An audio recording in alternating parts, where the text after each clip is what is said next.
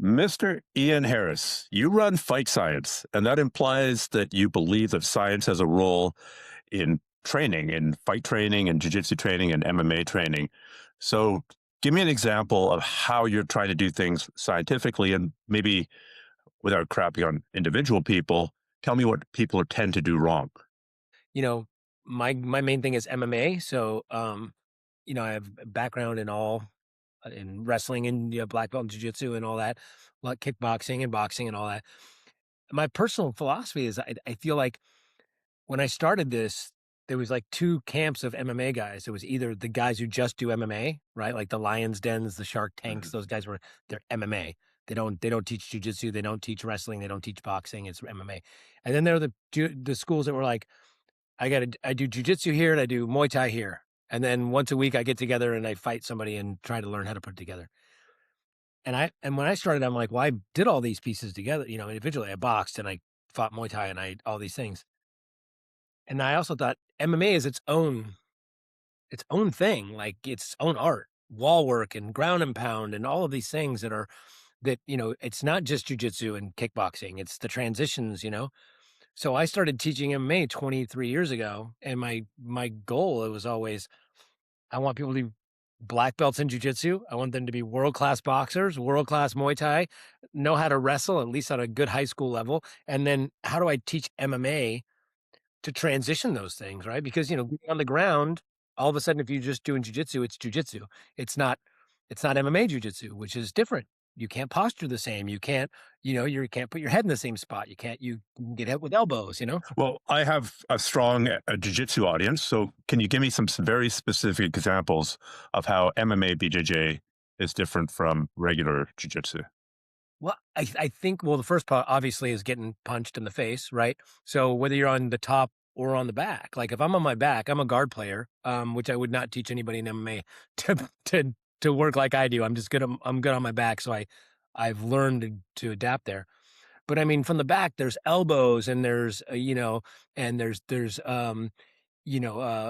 to even if you're not going to the head, you can go to the clavicle. You can go to if you're on top, you can elbow to the thighs and to the wrists and to all the muscles and all the places that just kind of wear them down. And I feel like good examples like guard passing.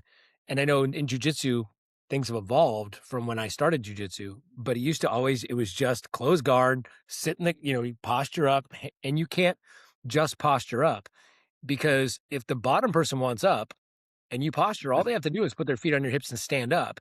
And in jujitsu, we're not always used to, and again, maybe now it's changed a bit, but we weren't always used to just standing up. It was like, your goal was to be on the ground. So if you're on the ground and I'm playing guard and you posture and I don't just kick you off and stand back up and start wrestling. And so I feel like things like that, I have to put my head down more. I have to lock my hands to hold your hips in place, which allows me to it changes the game. Like if I'm on top and I'm not posturing and I'm holding onto your hips, now I'm setting up other things from the guy on the bottom, omoplatas and like I said, elbows to the back of the shoulders and those sort of things. So you just have to transition them better, right? I have to know when to posture. I have to know when to lock down and control. I have to know when to controlling the hips like wrestling, but I have to be able to move to get to a next position. And there's a lot of standing up and pressuring in MMA, which people don't always do in jujitsu. And nowadays, a lot of this, like, when people start doing 50-50 guard and leg locks, I don't want to do that in MMA because unless I'm really good at it, they're just going to sit up on me and punch me in the face, you know? Mhm. And then wrestling, same thing, right? I can't just shoot a double leg or a single leg. I've got to punch my way in.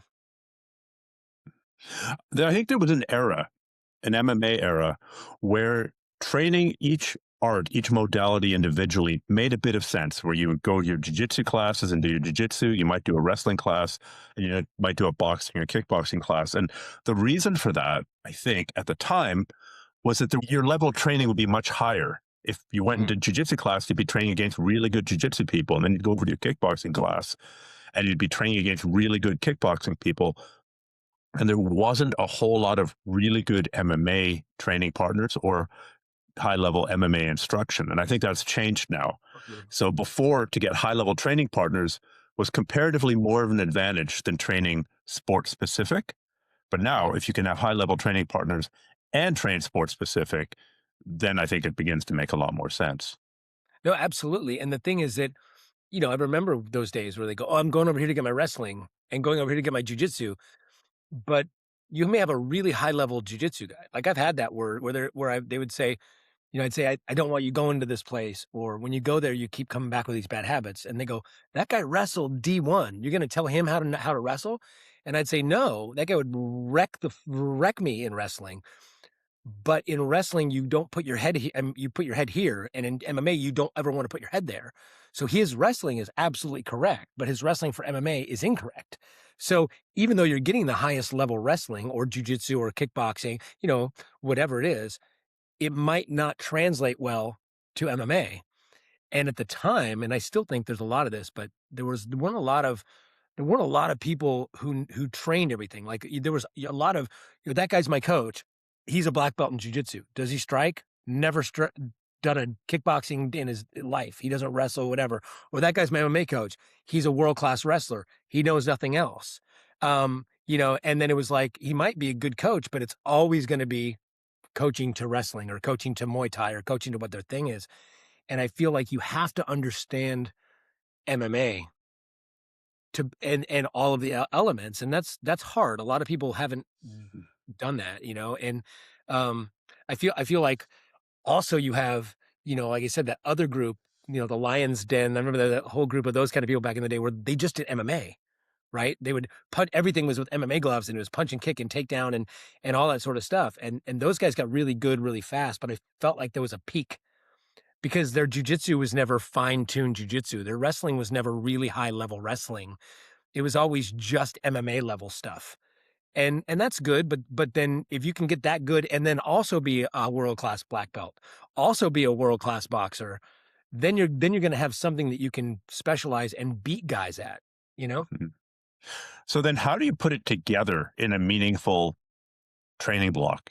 How do you structure a fighter's week? You've got a fighter. He's might have a fight coming up in 3 months, so he's not in the final training camp phase of it. How do you structure his training? Well, I mean, for me, obviously each fighter is slightly different, but I'm a big fan of, you know, this is the hard part, especially living in Los Angeles, is that it's so expensive to live here and people have to have two jobs and then they've got to train full time and it's really difficult. But I personally, like at our gym, we have team training, and team training is always the transition stuff. It's always, the wall work and the ground and pound and these sort of things. And we have one day a week where we spar. We always spar MMA. We don't do the old school big gloves, kickboxing to takedowns, because I don't think you it's I think you need to get used to little gloves. I think you need to learn to control yourself. So we have one day of sparring that's 60, 80%, 70%, And then I think on those days what I'm doing is I'm very big into game planning, but I'm not big into telling the fighter what the game plan is. And that's evolved for me. Talk about science. It first started out where I was like, game planning is everything. You got to be smarter than them and this and that. And then I found guys waiting for the game plan to happen or expecting the game plan to happen and then losing because the guy throws a right hand in every fight. And I drilled and drilled and drilled the right hand and the guy didn't throw the right hand. Or all of a sudden the guy comes out southpaw and he wrestled. And like, I never expected this guy to wrestle. Like that's happened. And so now what I do is I study the tape. We talk about it briefly. Here's a couple things that we need to be aware of. And then what I do is I just make the drills and the training partners and that sort of stuff how I think this guy's going to react without telling the fighter, watch out for the right hand, watch out for the takedown. We just do a lot of get up drills. We do a lot of, sprawled, whatever the drills are for that opponent. And then I tell the other guys, this is what I want you to do this round.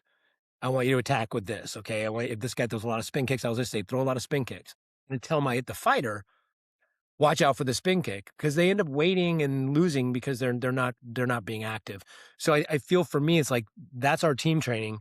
And then at nighttime, we do the regular classes with the regular people, jujitsu, kickboxing, boxing, wrestling, all that sort of stuff.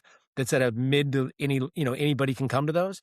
And I force my fighters to go to those and help teach and also learn the basics and stay with the basics of today we're just doing jujitsu. Today we're just doing boxing. Um, because too many guys, they get to the fight team and they don't want to do anything but fight team training. Yeah. Yeah. So again, having a jujitsu centric audience, how much jujitsu with the gi versus no gi are they doing? So at my gym, we have gi only 2 days a week. It used to be three. I try to force my guys to do gi. Really? And people always say, like, the biggest thing, every one of these young kids comes in and goes, "Yeah, but there's no gi in an MMA fight." And I go, "Sure, and there's no rash guard, and there's no shin guards, and there's no boxing gloves. But you do kickboxing classes, and with boxing gloves and shin guards, you do, you go to your no-gi class with your rash guard and your spats on. You're not wearing those either." I go, "These are all training things." And the way I say to them, I go, "Look, name a world-class grappler, like jujitsu guy that's in the MMA, from the Charles Oliveira's to the Damian Maias or whomever. Name one of them that isn't a gi black belt.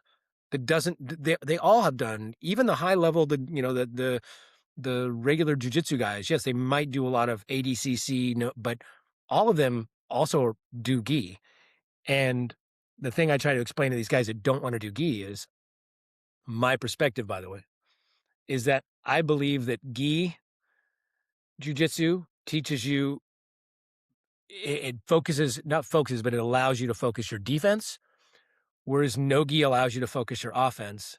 And the reason I think that is that using something like a basic armbar or an armbar defense, if you're in your guard and I'm in your guard, and you throw up an armbar and I've got the gi on, for me to get out of that, I have to stack properly. I have to protect my arm. You've got a hold of my collar, maybe you've got a hold of my sleeve, and I got to get my arm out of there with the right technique.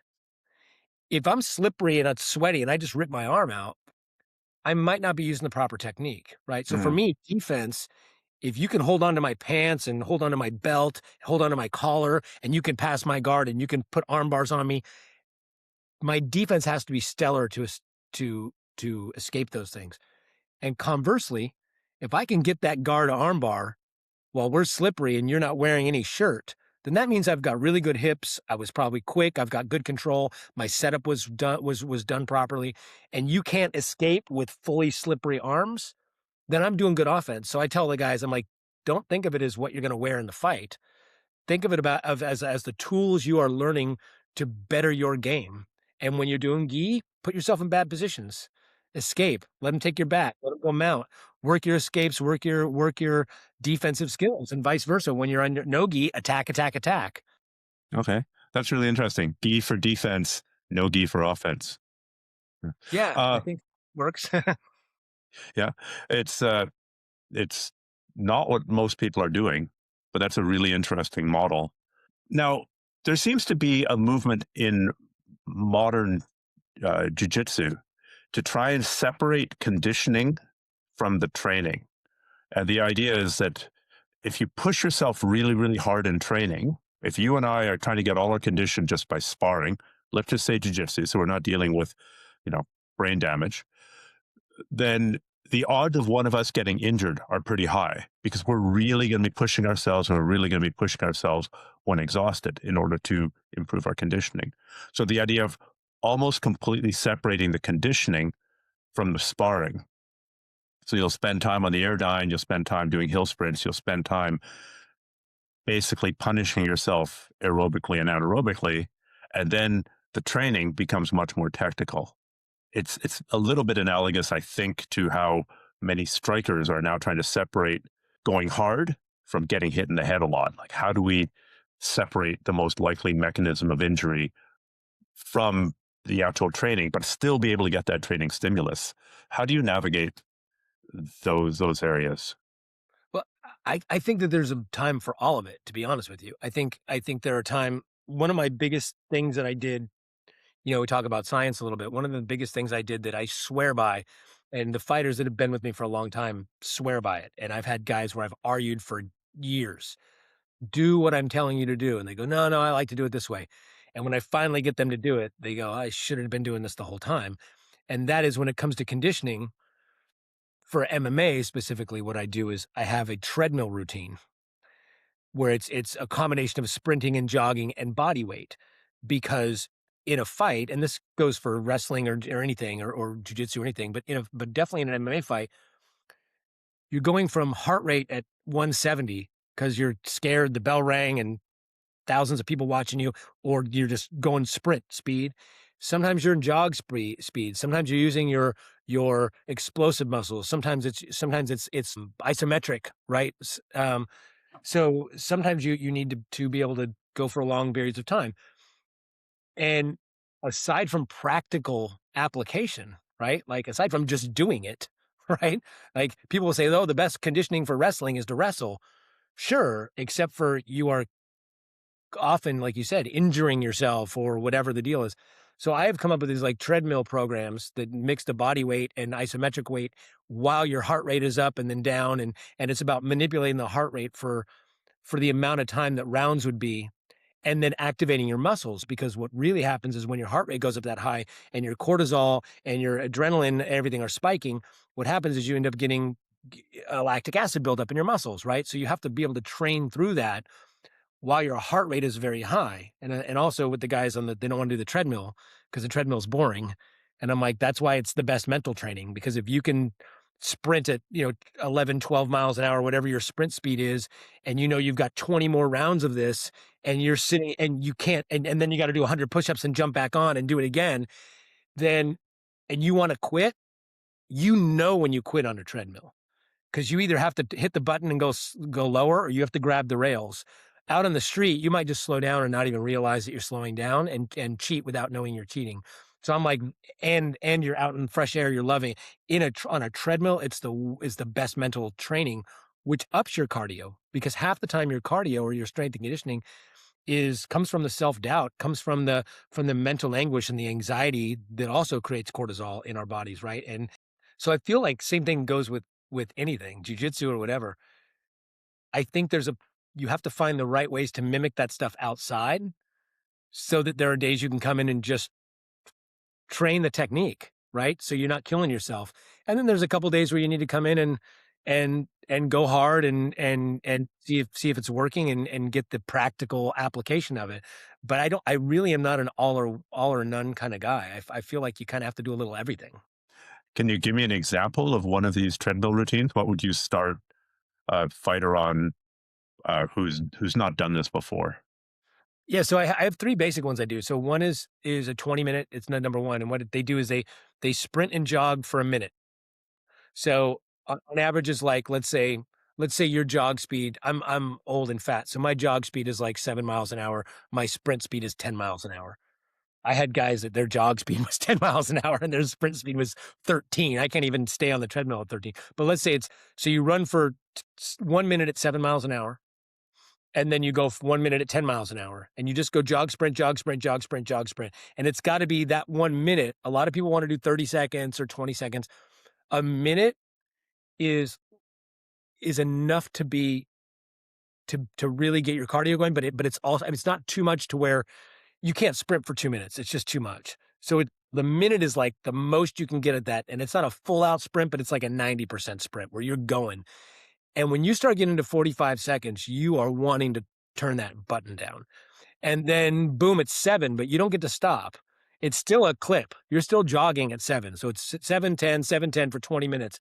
And then as soon as it's over, they have to jump off, and they have to do 3 sets of push-ups, abs, which are like usually twists or leg lifts or sit-ups or whatever their stomach thing is. I usually do twists.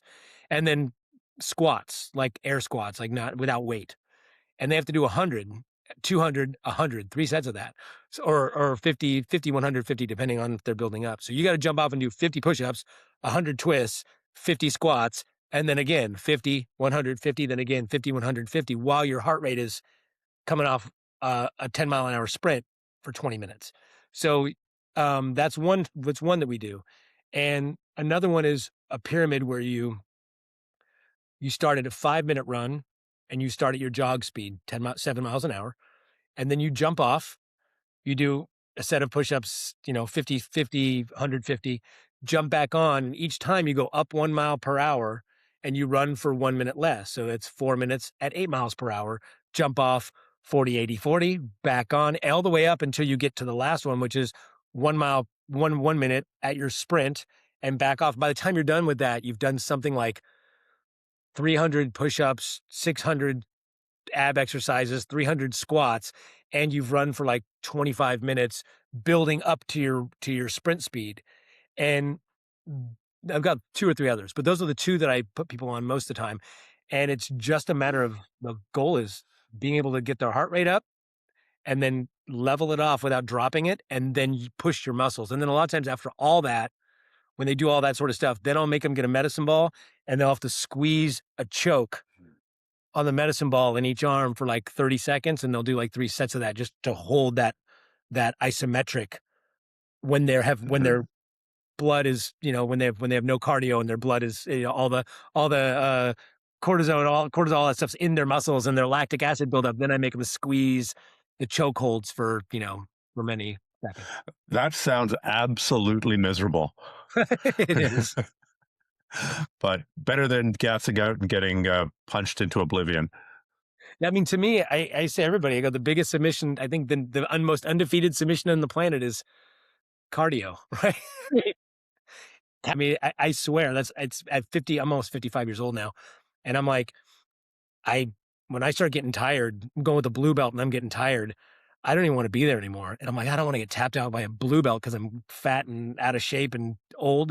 But it's like, man, there's nothing that makes me want to get on that treadmill more than when I'm rolling jujitsu with one of my students and I'm gassing out and I know I can't go any faster or harder. And all of a sudden I'm losing. And I'm like, this sucks. And it's like, and to me, it's like, that's the number one thing in any fight sport is being in a shape that, you can go from bell to bell without thinking about being tired. That's the biggest thing. Not even getting tired. You don't even want it to cross your mind. You don't want to be worried about getting tired. Yeah. Well, I'll quote Daniel DeSanto, that the endurance is the most important physical attribute because you might be strong, you might be fast, you might have great balance, you might have great coordination, you might even be smart, but if you're tired, everything else goes out the window. So the core of it all is endurance. But there are a lot of people who might disagree. And I also think some people are just genetically gifted and they're built for endurance. So maybe for those people, maybe that 5% of people should probably be working more on the strength training component. Some people are just born with heart and lungs and the biochemistry that goes forever. And so maybe for those, we train them a different way, perhaps. And it's funny too, because people, like you said, that sounds miserable. It was like a running joke at the gym for a while. We had this one fighter who's UFC guy, and he's retired now, but he was known for having incredible cardio. And people would always come up to him and go, "Yo, man, how did all the other fighters go? How's your cardio so good?" And he'd be like, "I do the coach's treadmill."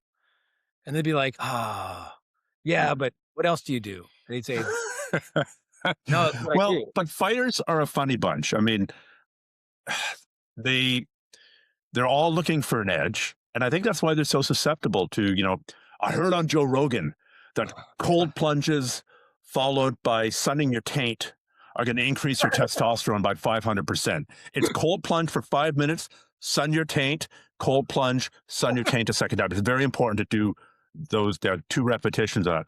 Or they're listening to Huberman pitch AG1 or whatever it is. And I mean, they're desperate for an edge. And then again, But the they're also edge from the ultimate alpha male, Jordan Peterson. You have to be a monster inside. How dare you go after a fellow Canadian, sir? How dare you? Although he's recently moved to the States and you guys can keep him. Yeah, we don't want him. Yeah. A significant percentage of your countrymen and his Russian paymasters would disagree. Yeah, probably. But it's yeah, it is true. They're always, but so many don't want to put in. But I mean, isn't that life though? I mean, that's kind of life in general. Like that's why the scam supplement companies are so. Everybody wants a secret way to get something done, or a secret way to be beautiful, or a secret way to Lose weight. lose weight. And it's like those almost don't exist. I mean, there's a couple new medicines and whatever, but all scientifically proven. But all those other ones, magic doesn't exist. It's crazy to me. But it's funny because one of my big things that is just like the biggest pet peeve, and I've been asked multiple times, they're like, you should write a book. And I'm like, well, it'd be more of a pamphlet. The biggest thing that everyone in MMA, especially, but I think it goes to wrestling and jujitsu and other things, is it like weight cut. I get this all the time. Like I've had people like fighters that I've worked with for years, and I've explained it to them, and they agree with me. And I did write out a pamphlet on how to do weight cut and all this sort of stuff, and how to lose weight and all this sort of stuff. And I give it to them, and I'd explain it to them, and they'd understand. And then a month later, I hear them say the same things again and repeat the same things. Well, when I was in wrestling in high school, I used to do it like this. And the biggest thing I just don't understand is we're still seeing people kill themselves having, pull out of fights because they've had renal failure and all these sort of things because they're 20 pounds overweight and they just start cutting water. And I mean, I've been there. I watch guys come in on Tuesday at the UFC and I'm like, that guy's not going to make weight and he's going to end up in the hospital. And it's like 3 times that's literally happened. The guy I pointed out on Tuesday, that guy's not making it to Friday. And because I see these guys now. My gym, there's a boxing gym down the street from me, and I see these kids run by, and they've got all the sweat, the sweat stuff on, and all this sort of stuff. And sometimes I stop them. I go, "Hey, are you weighing in tomorrow?" No. What do you mean? Well, why are you running around in LA 100 degrees with all this stuff on? I'm losing weight. No, you're not. You're Oh, sweating. they're doing that like weeks before a fight? No, these are what people do in the not even these aren't even fighters half the time. These are people just they think they're losing weight. Oh my God. But I have fighters that do the same thing where I go, they're like, "Oh, I gotta go to the sauna." I go, "It's Monday. You're not going to the sauna on Monday. Are you not gonna drink water?" Like, and I try to they go, "Yeah, but I'm losing weight." I go, "No, you're losing water." I don't understand why this is so hard for people to understand. A calorie, which is what are, it's yes, there are other things. It's not 100% calories in, calories out, but it's weight loss and cutting are 2 different things. Weight loss is losing the fat, losing the body weight that you have to do that for your 8 weeks leading up to the thing. That's diet and exercise, and that's it. It's cut your calories, increase your exercise, calories in, calories out. Wearing a rubber suit doesn't decrease or increase your calories, right? Sitting in a sauna doesn't change your caloric intake. It makes you sweat. But people have conflated that sweating when they're doing work, they are sweating. So therefore, sweating is what gives them the weight loss. No, the work is giving you the weight loss because a calorie is a unit of heat or a unit of work. 1 calorie is what it takes your body to raise its temperature 1 degree. So you actually would lose more weight sitting in the snow. Literally, they did a study years ago. They put a guy in a car in the snow. I wish I haven't been able to find it, but years ago. And he drove for 2 hours with like the windows down, no clothes on, just drove. And they tested by at the same, for the same amount of time, they had a guy running in the heat. And the guy driving burned more calories just because his body was shivering to keep itself warm. I know when I've come back from winter expeditions, my appetite is just through the roof, and I'm probably consuming easily by the end of being out. There's a period of acclimatization, but after 5, 6, 7 days out in the cold, I'm probably eating 5,000 calories a day and losing weight. So, because your body is trying to generate heat. So the problem there is, I think the potential problem is using cold for weight cuts is it might spike the hormones that are responsible for appetite way more than it would spike the amount of fuel burned. But that would depend, right? That's why Right. I've heard bros say that swimming is no good for weight loss because it stimulates your appetite more than the amount of calories you burn. And that may or may not be true. I haven't looked at the research of that, but I could see that argument potentially. And I understand, I agree with that. But also, it's the same thing with like, there's an argument out there where they say, and again, I'm not going to go in the weeds of like what's better, sugar or fake sugar or no sugar or whatever, but the fake sugars, which I consume, I don't promise, fake sugars don't have calories, so they don't cause weight gain. But you'll see people say fake sugars cause weight gain. No, no, no. Fake sugars do increase your appetite, and they can give you an insulin spike because your body thinks it's getting sugar because it's sweet, but it doesn't get the sugar. So sometimes your pancreas will produce something and make you hungrier. So it is true that if you have a lot of diet sodas or drink things with fake sugar, your appetite does increase and therefore you eat more, for sure. But if you are logging in what you eat, you might be hungry, but as long as you're logging in what you eat, you're not going to gain weight. And that's the thing when people go, oh, those going to make you gain weight. No, those want to make me want to eat more. But as long as I don't act on that impulse, I'll be fine. And I'm not even suggesting like working out in the cold, but it's amazing to me on top of that with the sweating thing, as I tell guys, your body functions better when it's hydrated. We didn't know that when I was a kid growing up doing football practice, and they'd be like, "You don't get water." And they're like, "It's 100 degrees outside, and we're wearing full gear," and the coach would, use water as a punishment. And now we realize, well, that was really stupid. Especially if you're dealing in a sport that has concussive trauma, because now your brain is taking impact in a dehydrated state. And Yeah. there's no good brain trauma, but we do know that dehydrated brain trauma is worse than regular brain trauma. And it also, when you're severely dehydrated, it takes at least, after a fight, you get 24 hours usually to rehydrate, and you can get pretty rehydrated. But if you're severely dehydrated, you're really not, without an IV and without the proper stuff, which they don't even allow you to do IVs anymore because it's masks, steroids. So for just doing a proper rehydration, if you're severely dehydrated, you are more prone to getting knocked out the next night. And then you're more prone to getting severe, like you said, brain trauma when you're dehydrated. So for me, I'm like, I make everybody be insanely hydrated. And I know that's a lot of people do that nowadays, but I've been doing this for 20 years. I'm like, they're very hydrated, like overly hydrated almost. I mean, I don't go overhydrated, but very hydrated all the way up until the day they're cutting weight. They're drinking a gallon and a half of water the day before they do weight cut. And sometimes and then we do salt loads and we do all these other things like to hold on and then to dump and blah, blah, blah, all these things. But I almost never have anybody miss weight. It's very easy for them, and they rehydrate really easily the next day. But I still have guys, I'll come in and they've got the rubber suit on like Monday. And I'm like, what are you doing? And they're like, I got to cut weight this week. I'm like, you're not cutting weight. You're cutting water. Stop doing that. And it's bizarre to me because I see these guys, they stop drinking water 5 days out, they start cutting the water. And then they think when they've got 1 day left that they can still cut 5, 10, 15 pounds. And that's really freaking dangerous. That's just what big water wants you to think. Exactly. Exactly. Well, it's got to be alkaline water. Yeah. Oh, that's right. Yeah.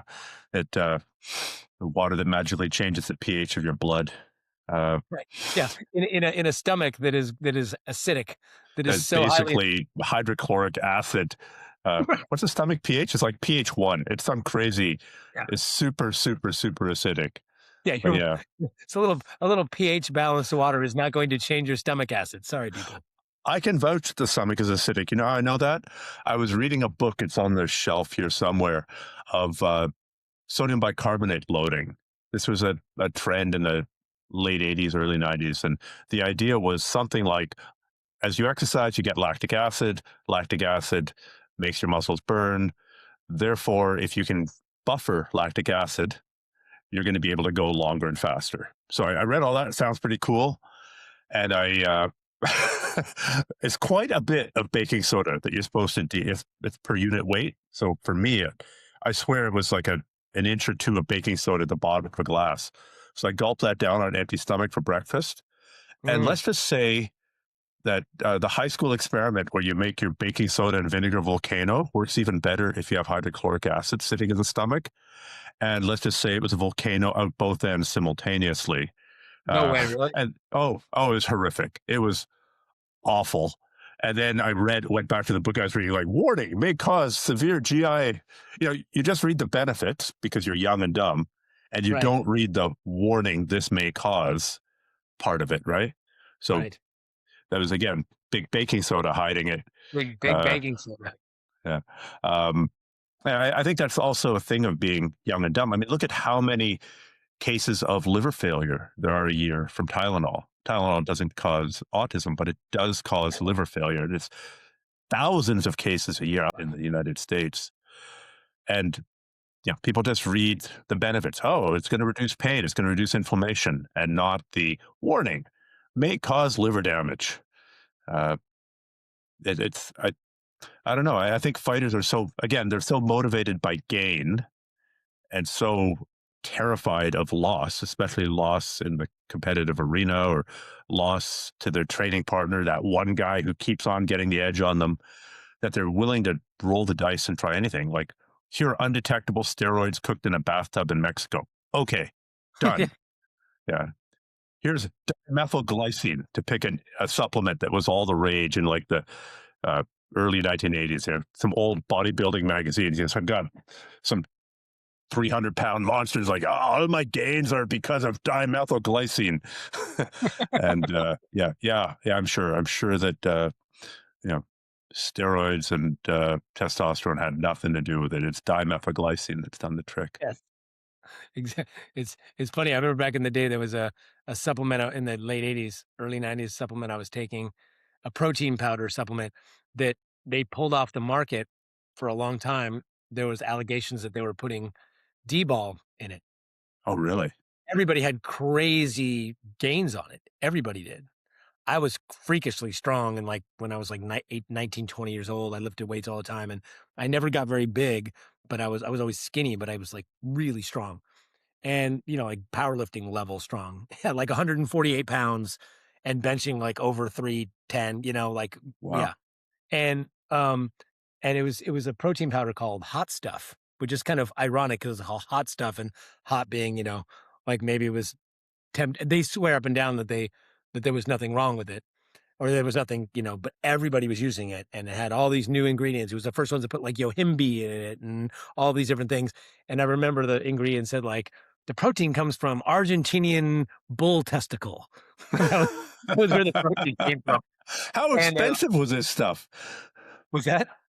How expensive was this stuff? It must have. I don't remember what it was because it was the late '80s, but it was like the high end, Hmm. protein. But it wasn't any more than like, later on there became like, Metrex and all those ones that you do the protein powders you could buy. But it was pretty expensive, but it um I don't know if it worked but everyone I knew that was taking it was getting massive gains. And then everyone said it's tainted with steroids. And they swore up and down that it wasn't, but it was pulled off the market. And then it came back on the market and everyone's like, doesn't work anymore.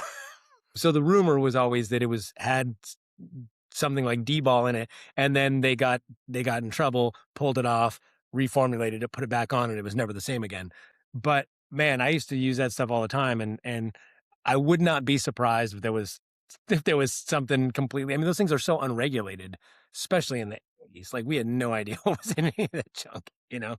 But but yeah, it's crazy because you're right. I mean, people just want the easy answer too, because I give them the answers. They go, "How do I get this edge?" And I go, here's what you got to do." And they go, "Oh, it's a lot of work."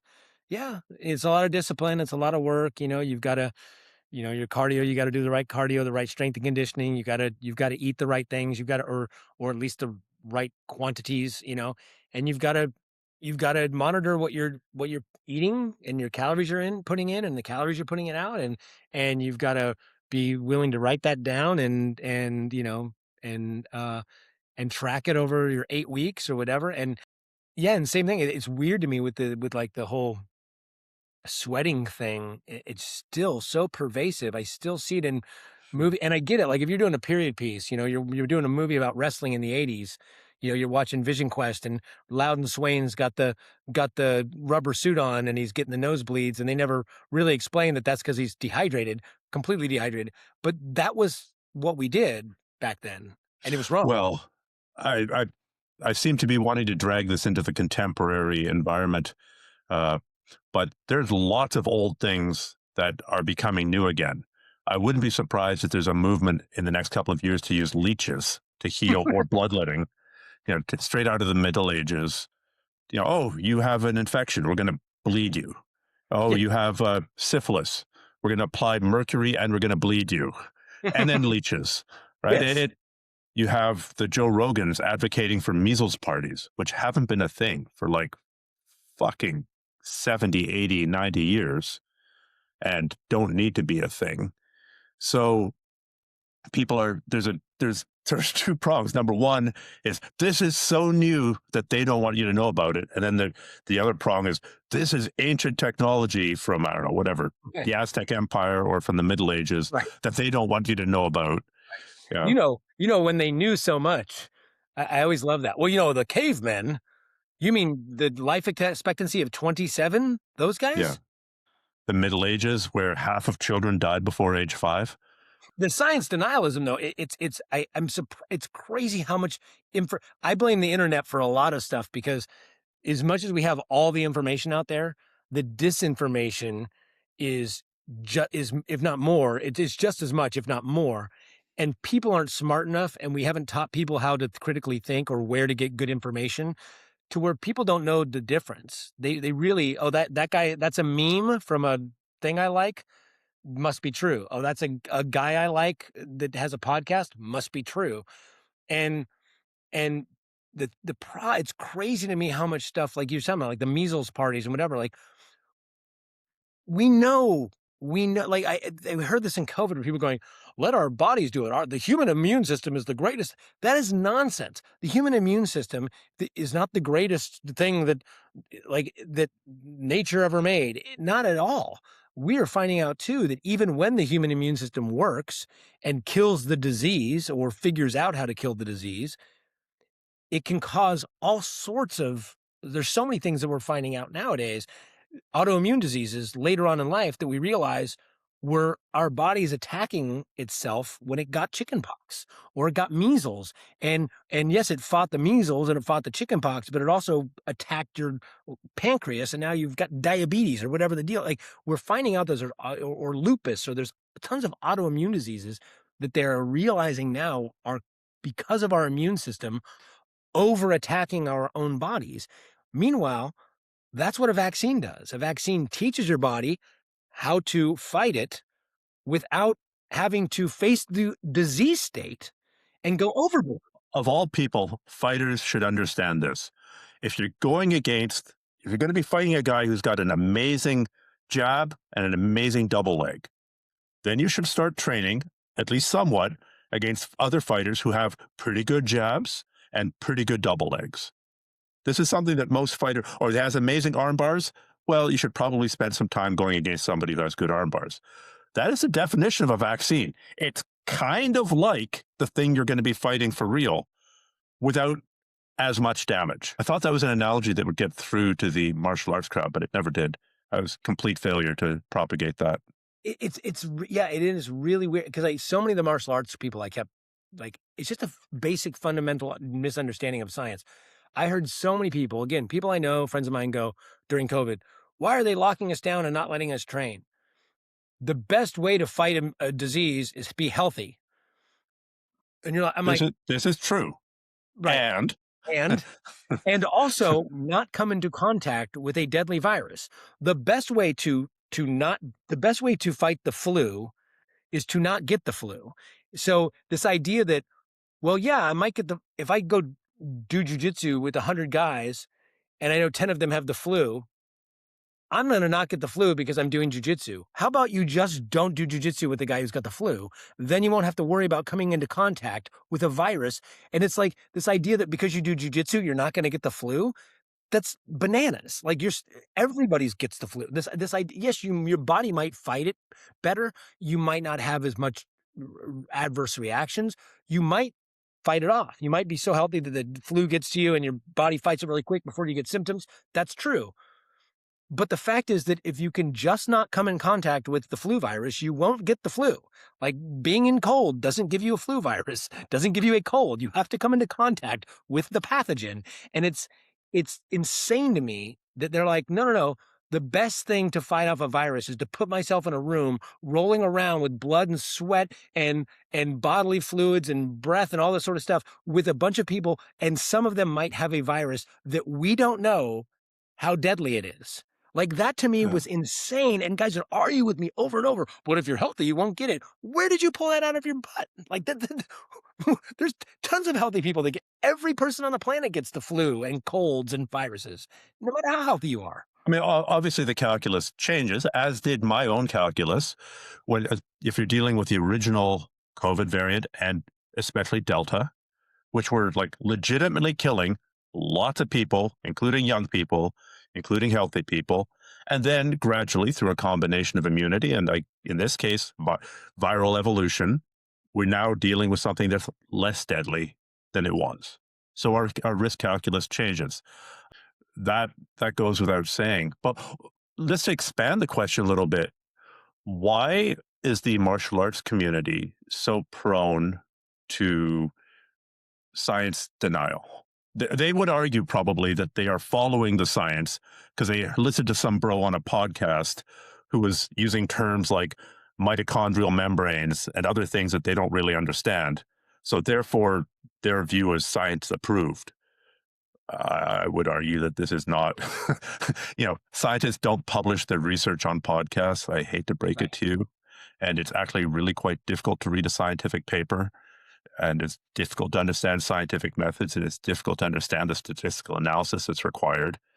Uh, but why we'll call it alt science or alt health. Why is the MMA community and the martial arts community in general so prone to towards that? What draws them in? I have my own answers, but I'd love to hear your answers. I'm not 100% sure. I would say I don't know that it's more in this community than other community. I feel like there's a few factors that could be the case. One, I think people in general don't understand. I mean, I talk to people all the time that graduated high school that don't know basic grammar or math that I learned in third grade. I'm like, I learned that in third grade, and you graduated. How did you get through high school? So for me to expect them to understand the difference between a meme and an article and a published scientific study or an advertisement, I don't. The general people don't know. Like, people over and over. Oh, I read a story. I read a study. You've never read a study in your life. My wife works in the medical field. I'm obsessed with this stuff. I've read a couple of studies. I've read the abstracts. I've read, my wife um, has the subscriptions to all the medical journals. So I've seen write-ups on these studies. I've seen the breakdowns of the studies, but reading a study, you haven't. Sorry, person. But I think there is a bit of the old toxic masculinity, if you will, in this, where there is this idea that, shut up, I got this, bro. I know what I'm talking about. That, whether that's masculinity or whatever, but there's a little bit of this, like, I'm the alpha male guy. I know what's going on. And I think there's just a lot of confirmation bias. And I don't know why so much in the martial arts community, but I think a lot of it is kind of confirmation bias, wishful thinking, because I feel like pre-COVID, a lot of people I knew seemed to be more have a handle on science. And I mean, I have dozens of friends that I thought were normal, rational, decent human beings that have now gone so far off the rails. And it all started with COVID. And I think there's a couple things that happened in COVID that are stuff that we see in history. When you are frightened and scared, right? We know this, that you're thinking, you're prone to irrational thinking, you're prone to making rash judgments. And COVID was a time where, I mean, that was the first few months. We were locked at home, couldn't go outside. People were afraid that there was going to be a deadly virus on a package delivered. I remember going to the store wearing rubber gloves and a mask and, like, coming home and washing the bags because I didn't know what I was supposed to do, Yeah. right? Could I wash this fruit off? It might have COVID on it and kill me, right? And and then it being at home, and, like, you're just on the internet all day. You can't go to work, and you're on the internet, and there's everybody's speculating. Everybody's like, I just heard that it was, escaped a lab, and I just heard this, and everyone's freaking out and scared that the world's ending and stuck at home, isolated, which we know is another tactic that you use to torture people. And I feel like all of that combined with people wanting to get out and train and do these things, and then some people saying, "Hey, if you're healthy, you're gonna be fine." And I think a lot of gym bros were like affected by that because they just wanted to get back in and train. Yeah. And they were like, screw it, I'll be okay. Don't listen to that. And then they would go and train and they'd be fine. And they'd be like, see, I'm fine. It's all bullshit. And I feel like all of that combined with the fear and the uncertainty of the world and the misinformation that we got 24 hours a day from people who we had no understanding of what's going on. And then on top of that, the irrationality, the not understanding of how things work. To this day, I hear people say, well, Dr. Fauci lied. And I go, how did he lie? And they go, he said we didn't need to wear a mask. And then he said we did need to wear a mask. And he said the vaccine was 100% effective. And then he said it wasn't. And I go, first off, none of that happened. He said, we don't know if it's airborne, but there's a limited number of masks. So don't use masks right now because we need them for actual healthcare workers. We don't want to buy up all the masks and have these healthcare workers dying because they don't have surgical masks. And then later on, when they realized it was airborne, they said, yes, it's probably a good idea to wear a mask if you can get one, even a cloth mask. Said multiple times. Cloth masks aren't going to actually do as much, but they will slow down the particles. If you're wearing one and I'm wearing one and we're standing at a distance, we're dropping the percentage of contact down. It's not 100%. They said on the vaccine, it's like 98% effective at stopping the first two versions. But if everyone doesn't get it, it's going to mutate and it's going to create versions that will be less and less susceptible to the vaccine. It will always help you protect yourself from dying and serious illness, but stopping the disease was only the first couple. Once we had Omicron and Delta and all these, we'd have to keep creating new vaccines, just like we do with the flu. And viruses like this get ahead of them. That's why we have a new flu vaccine every year. That's why the common cold doesn't have a vaccine. It mutates too quickly. We can't stay ahead of it. And he predicted this early. One day it'll be endemic and you won't need to get the vaccine as much because it'll just feel like a common cold or a flu and we'll all get it. But everyone has this selective memory that he said the vaccine was going to fix everything overnight and that you didn't need a mask and that, haha, he was lying. You really did want a mask because he wanted everyone to die. And he didn't want me to train jujitsu. And I feel like these people, at least that I know of, my sole anecdotal experience, it was just that combination of things where it's like they wanted to train, they wanted to get back out there. They thought that they don't know enough about immunity and how a novel virus works. I mean, we had no idea with this virus. So I don't know. I would love to hear your thoughts.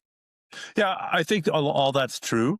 I think there was a lot of fear, but I think a lot of the fear initially was from gym owners and influencers in the space who are like, how am I going to make a living?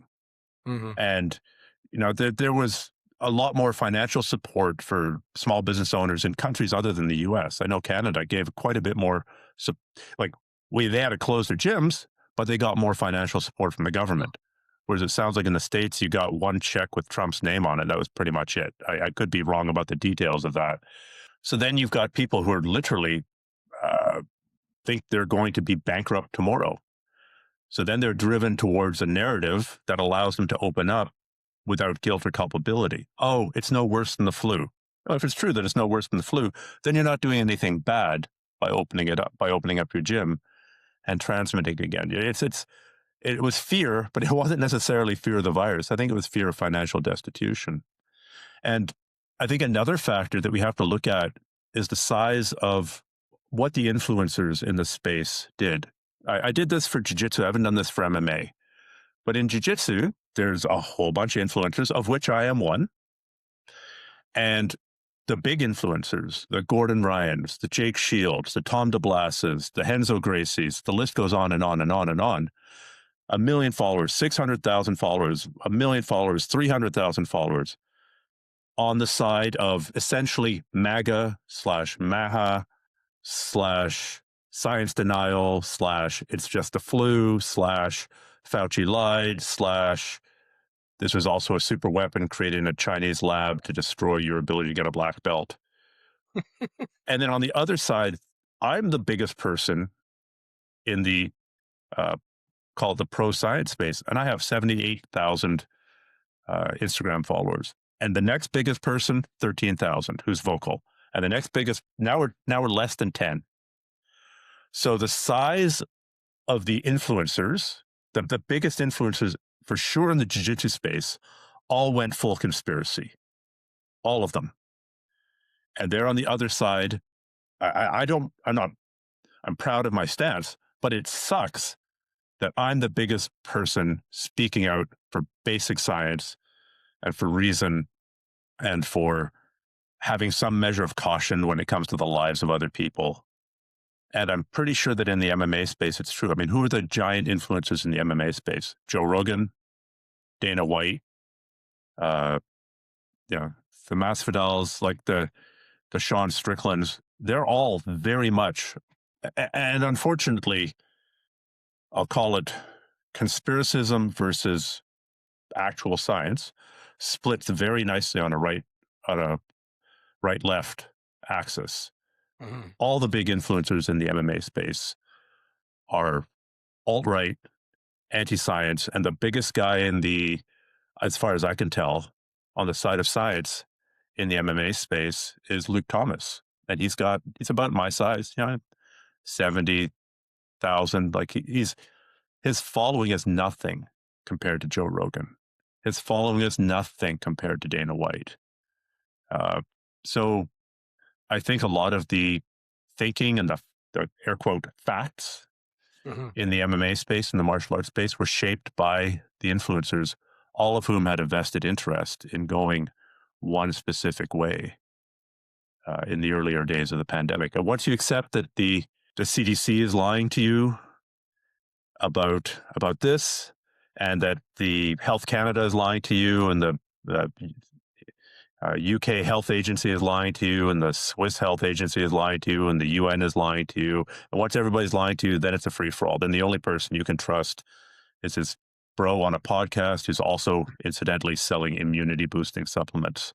Right. Yeah, yeah, they always say follow the money until you point out the money with the billions of dollars that they're selling, and then it's they ignore follow the money. Oh, if It's you compare supplements to vaccines, yeah, sure. Like Pfizer makes money on vaccines. It's true. And you know who makes I think it's like 6 times more money? It's all the supplements. yeah, Basically completely unregulated supplements making wild health claims. Supports immune function, which means exactly nothing. Supports brain health, which means exactly nothing. So you want to follow the money? Fine. But let's go both ways on this. One side is sort of regulated a little bit, and the other side's a complete free for all where you're just trusting some podcast bro who swears that AG1 put an inch on his dick. yeah. It's crazy because they always say like big pharma, and look, there's some evil people, some really fucked up. Mhm. Sorry, I don't know if I'm supposed to swear. People saying I just talked about a supplement increasing penis size. I think you can use the F word. I think we've established that. good. But yeah, they're greedy. They've done but also done some really incredible things, saving lives. And there are and the scientists and the people behind these things are not big pharma. They're not the CEOs. The people create the doctors and the people use, yeah, and there have been doctors that have prescribed. We know about the oxycontin, Mhm. oxycodone, and we know about that situation and how there were doctors that were abusing it. Absolutely. But the generality of it is what it takes to get a drug approved. There is no paying under the table. It's just it. The FDA has its faults too, but the FDA, it's very hard to get a drug approved, and you have to have peer review, and you have to have all the studies in, and all of these things, and there's nothing like that on the other side. And when they talk about big pharma, at least here in the US, the number two, and I don't even remember what number one is. It might be oil, but the number 2 biggest cash industry, the most affluent industry, the second most is the health supplement industry. It's number 2. It's bigger than big pharma. Like, but no one ever calls it big health supplement, but it's way bigger. It So is. it's bizarre to me that they're like, oh, big pharma trying to do that. You are literally listening to something that's unregulated, that says it's unregulated, that we know it's unregulated, that has no studies backing it, that is making more money than the thing that you were saying is the big corporate thing that's that's out for profits. It's bananas to me. It's like, what do you think these health supplements are? And again, like you said, there's who's backing them? Some podcast guy or whatever. Back to the wishful thinking, I guess. I guess it's more wishful thinking, and they can go to GNC and pay $50 and put an inch on their dick. That makes them. They'd rather hear that than, hey, this thing is, Yeah. There's a sense in which the fight community is making entirely rational decisions based off of entirely faulty information. Right? The analogy I've used in the past is if you're about to go to Japan, I know you're gonna rent a car, and I tell you in Japan, red light means go, green light means stop. It's the opposite of the way it is here in North America. Red light, you have to step on it. And then another person comes and tells you, hey, listen, when a red light comes in Japan, you just have to step on it. And another person tells you, and then you hear it on a podcast, and then you hear it on another podcast, and you go to Japan and you're at a stop sign or at an intersection, and there's a red light, and you step on it and you zoom out into traffic and you get severely injured and you kill somebody else. You made an entirely rational decision based on completely incorrect information. Like you were trying to do your best, but you were just not equipped to make an intelligent decision. So when I'm feeling generous about the fight community as a whole, that's what I tell myself. A lot of people are making rational decisions, maybe even compassionate decisions, based on just a sea of disinformation and misinformation. But the thing though is that what I find weird about that, I agree with what you're saying. However, and I used to have a podcast, it was a political podcast, and my partner used to always be like, how do these guys, not the information's out there. How are these MAGA people still psychoed down that road? And I'd be like, and he goes, when we know the information. And I'm like, no, you know the information. They don't. They're only watching Fox News or whatever. But I feel like in this space, because I've had these conversations with people. So I feel like in your analogy of like driving in Japan, if all of a sudden you get there and like 3 Japanese people are like, no, red means stop. And you read the manual, the driver's manual, and it says red means stop. And you go, yeah, but big driver manual's trying to like, and that point you deny it and you go, well, all my bros at home told me red means go fast. Like at some point, I find that, I've had these conversations with people. I'm like, here's, like Dr. Fauci, though, he was 50 years. He's considered the gold standard worldwide. So even if you think the US government is corrupt, like you were saying earlier, Sweden and UK and India and Canada and all these other places where we all have this, their top people saying the same thing. And something like Dr. Fauci, you trusted Dr. Fauci when Ebola came here. You trusted Dr. Fauci when we had the swine flu. You trusted Dr. Fauci when the AIDS epidemic hit. All these things that this guy has done that everyone in the world is like gold standard, and not that he's never made a mistake before, which is absurd that we don't allow a guy to make a mistake or are able to change his opinion, which is what we want. If he said, hey guys, I was wrong, we should all wear masks, you should thank him for coming out and saying, hey, I was wrong. We made the best decision we had with what we had at the time. It doesn't mean he was lying to you. And then you look at this guy's track record and you're like, this guy literally stopped an Ebola breakout. Like, I mean, this guy was the gold standard and he's not a political guy, from Reagan through Obama. But there's a lot of revisionism going on. And we got to remember that RFK Jr., from whom a lot of this flows, is still an AIDS denialist. He doesn't believe, or at least, he's never retracted saying that the HIV virus doesn't cause AIDS. It's actually the drugs that these gays are taking at the nightclubs. He would blame the AIDS epidemic on poppers. He doesn't truly believe that viruses cause illnesses. So if you read the book that RFK Jr. wrote on Fauci, like it's this gargantuan gish gallop, this fire hose of misinformation. But if you don't have the tools to say, hang on, wait a second, this is complete bullshit, and therefore I'm not going to trust anything else in this book, it makes a pretty compelling universe in which they, whoever they is, just want you to be unhealthy. They want you to be sick so they can treat you. The heroin addict with the brainworm. Yeah. Yeah. They want you to eat as much saturated fat as you can. Like, there are specific players, and now they're at the highest ranks of power. Like, the damage that RFK Jr. has done to medical science is insane. Like, take a look at the damage that's been done by defunding mRNA research, mRNA vaccine research. They were pretty close to curing pancreatic cancer, right? Yes. There was an mRNA vaccine. It was pancreatic cancer was super deadly, completely awful, had something like a 5% survival rate for 5 years. So 95% deadly over 5 years.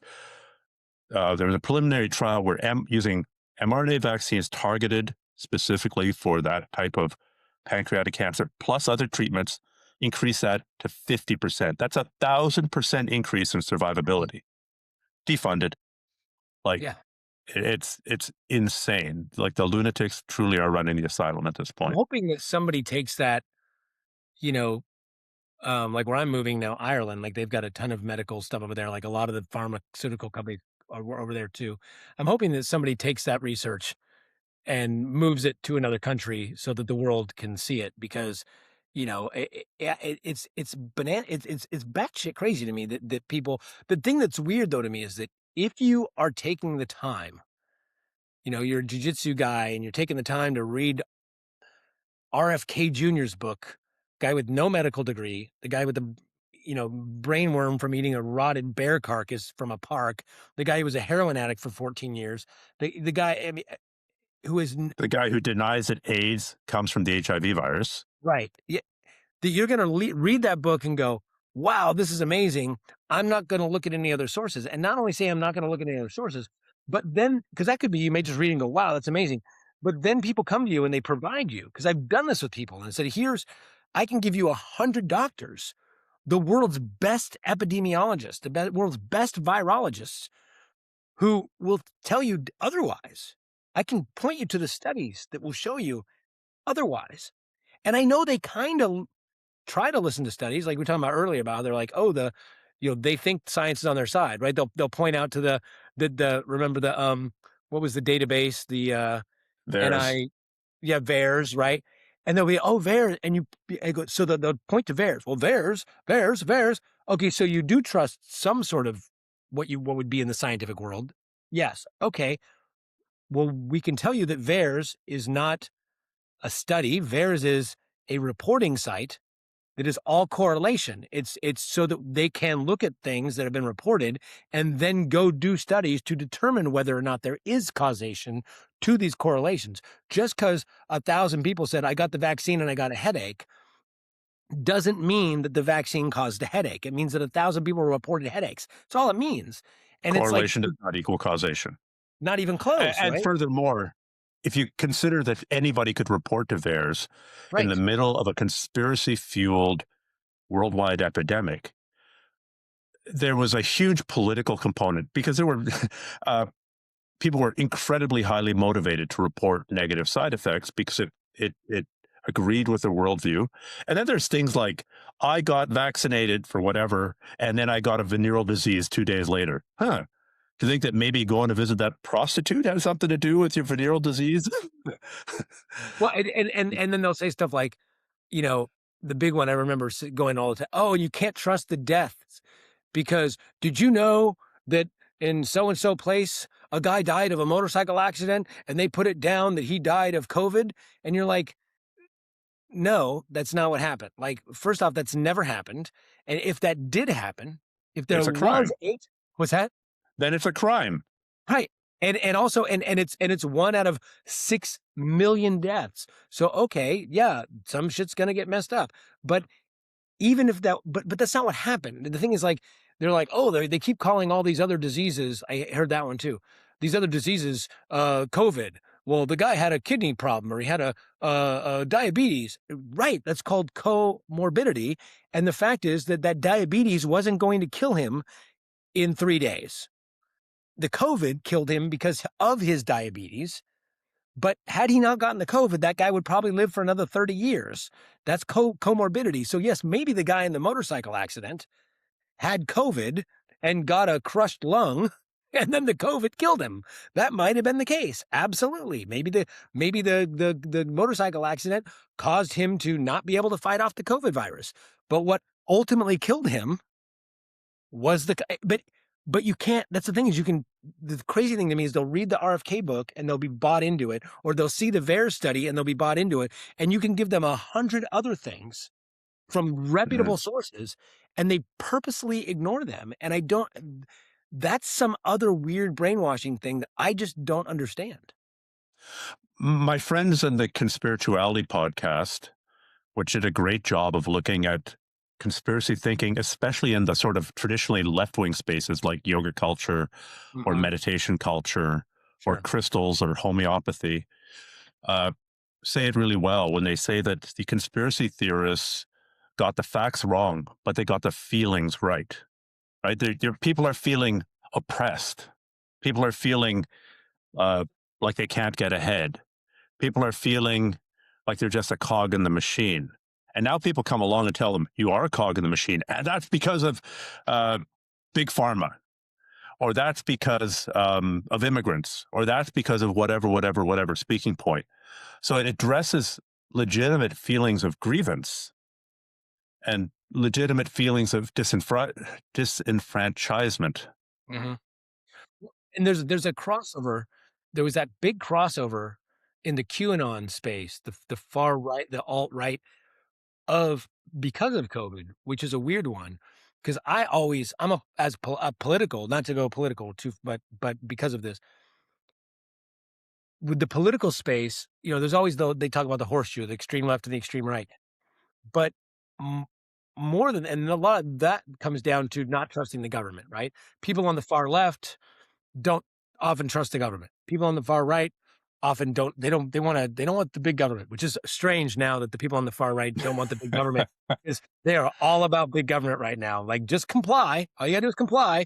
The guy tells you to get on your knees, you better do it because he's the government.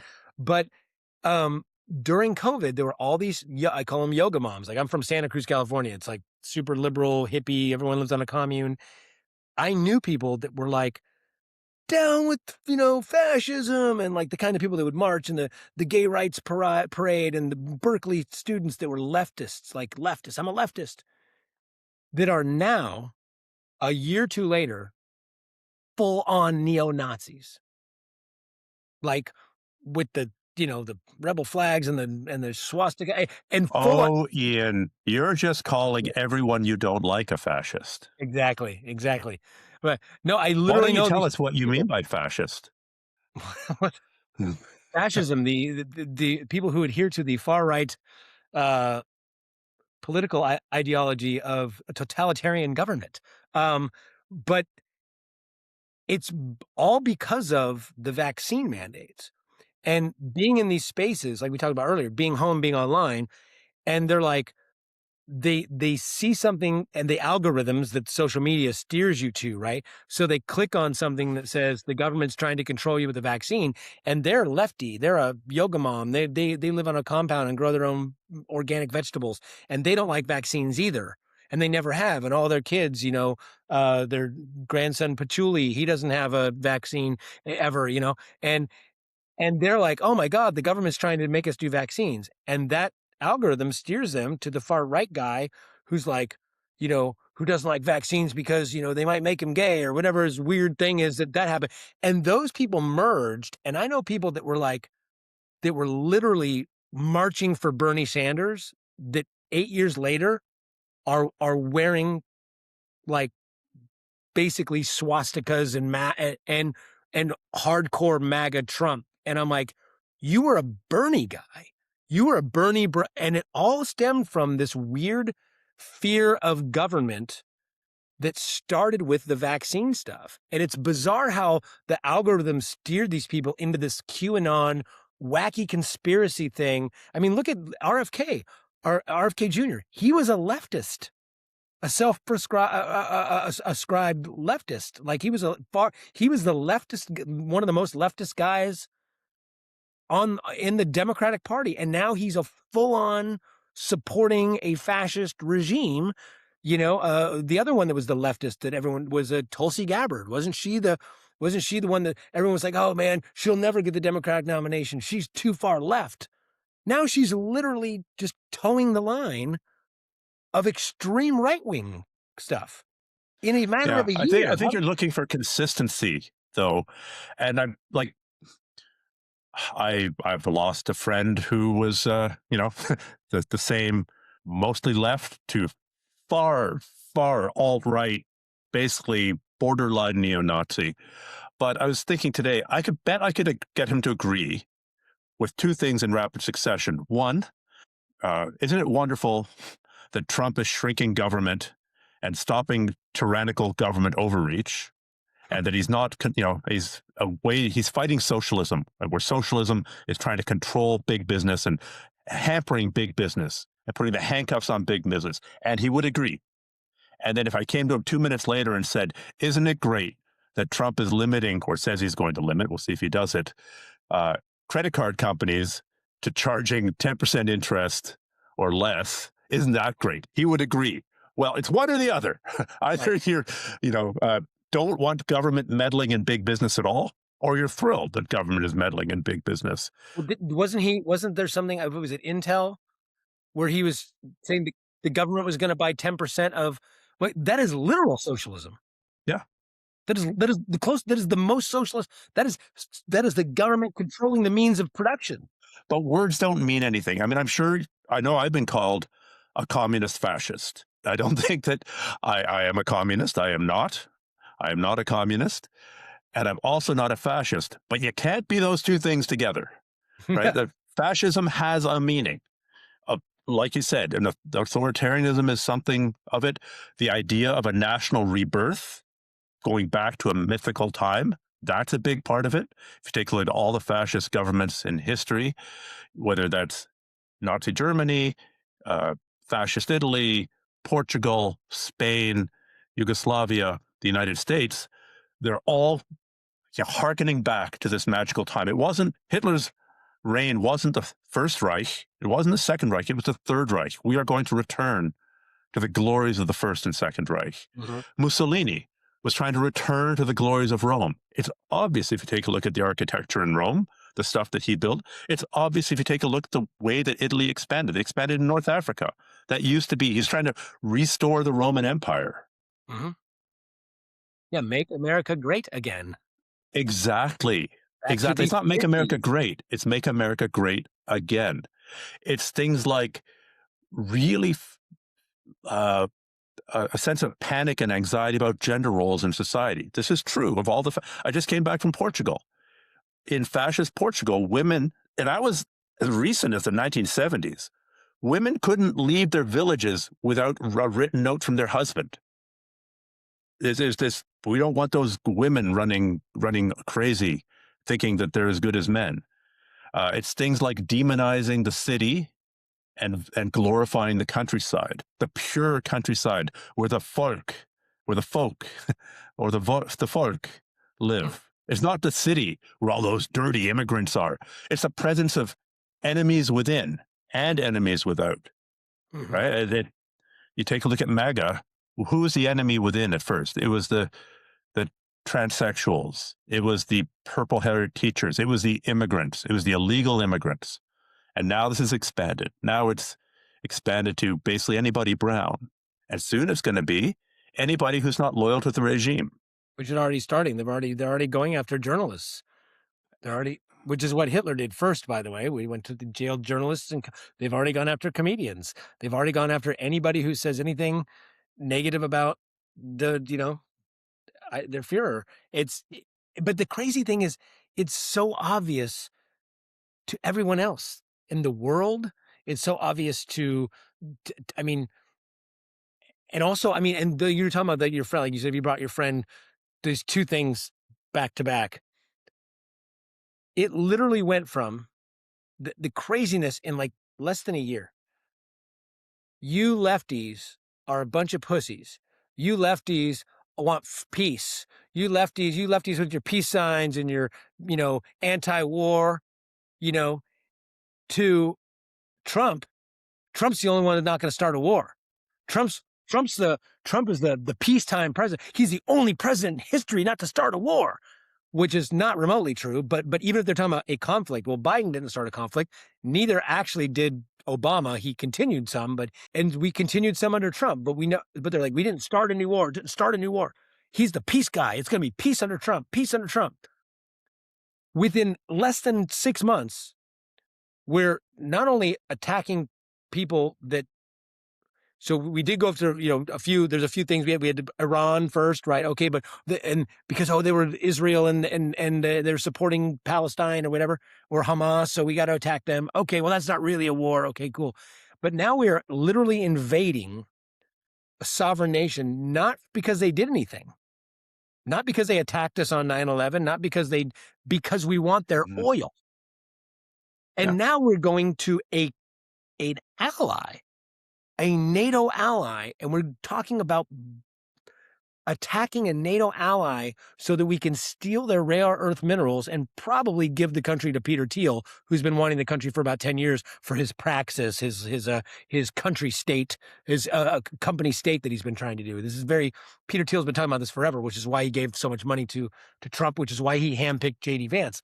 But so now we are going to go into and take over a country that is an end NATO, and we're Iran, Venezuela, talking about attacking Mexico, and the same Canada. people that last week were saying he was the peacetime president, and the week before that were calling leftists or people on the left liberal pussies for not wanting wars and for having a peace sign and and I'm like, how do these same thoughts go in there? It's bizarre to me. Like how those. See, the part that you're missing, Ian, is that it's different. There, I've just explained it. It's different. There, that's the problem solved. There's the Fermi paradox. I mean, this may seem like a harsh pivot, but there's the Fermi paradox, which is if that's quadrillions of potential planets, where is everybody? Why are we not seeing radio signals from Alpha Centauri, or at least somewhere out there? And one of the potential explanations is that there's a lot of primitive life, but when life becomes complex enough to develop technology, it quickly wipes itself out, either through climate change or through chemical, biological, nuclear warfare, or something that it just kills itself. And of course, this is a chance that we could do.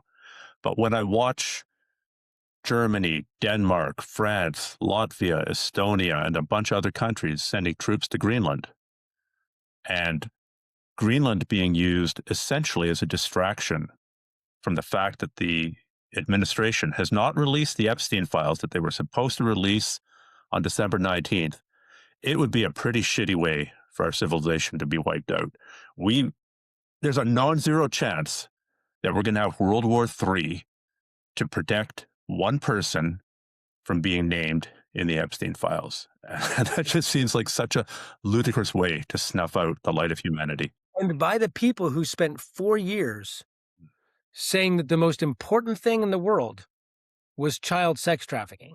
I literally would argue with people almost every day for a year on social media because people would say, I saw this movie, whatever that movie was that the Angel Studios guys made, and it said 880,000 children are sex trafficked a year. And I'm like, I looked up the numbers and it's like 10 children a year. Like, I think they were including like all the kids that don't show up at school Right. because they're late or because the father took them in a custody dispute and were reported missing and then were found like an hour later or 2 days later. So something like 880,000 kids go missing, but the vast majority of them show up like later on that day. And there's runaways who leave at 17, and that's not good, but that doesn't mean they're being also sex trafficking. If you just cross from Minnesota to Wisconsin because you're a prostitute and you work in you cross over and work in this massage parlor, that's technically sex trafficking. And again, none of it's good, but the overwhelming majority of sex trafficking that happens, at least here in the US, is bringing Asian women over, Thailand, Philippines, and they work in the massage parlors here. Technically, that's sex trafficking.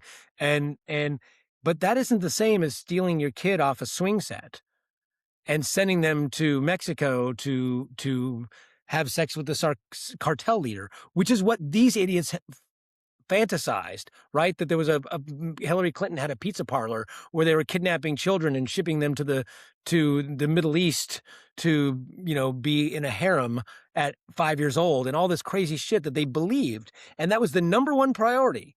And we know it, and we know that Joe Biden's behind it because there's a video of him sniffing his granddaughter's hair.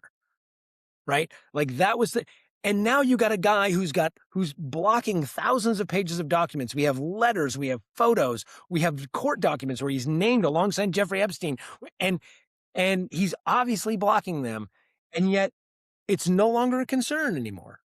And they're okay with going into Greenland and going into Venezuela and maybe attacking Mexico. That's what I'm saying. The level of I can't believe that there's 20 people on board with this. But we're talking like 60 million people in this freaking country, and a few people not that many in other countries, but I do know a few MAGA Canadians. I do know a few in the UK that are pro-Trump, but most of the world is like, this guy's insane. But you're right. We're on we're in a non-zero chance of World War III because this freaking idiot. First off, he's a moron. He's not a smart guy. He's not funny.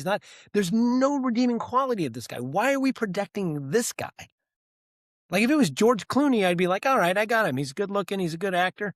There's nothing redeeming about this guy. Well, on the off chance that, first of all, we're going to do a part 2. I don't know when, but I want you back. Sorry, we didn't talk to we went into politics. Yeah. Well, we will try to restrain ourselves a bit more next. We'll try and go for a full 45 minutes of talking martial arts before we start losing our minds. But if people do want to train with you, how do they do it? Well, I'm in Los Angeles. My gym is called Fight Science MMA. Actually, the gym is still going to be there. I'll be coming back and forth. I'm about to move to Ireland, Cork, Ireland in March. And I'll probably be doing some work out there with the SBG guys near where I'm going to be staying. So SBG Cork, I'll probably be out there training a bit. But yeah, Fight Science MMA in Los Angeles. We still have a great crew of people. If you guys are in LA, come by and see us for sure. All right. Thanks so much, Ian. I enjoyed this. My pleasure. It was really cool. I'm glad we did it.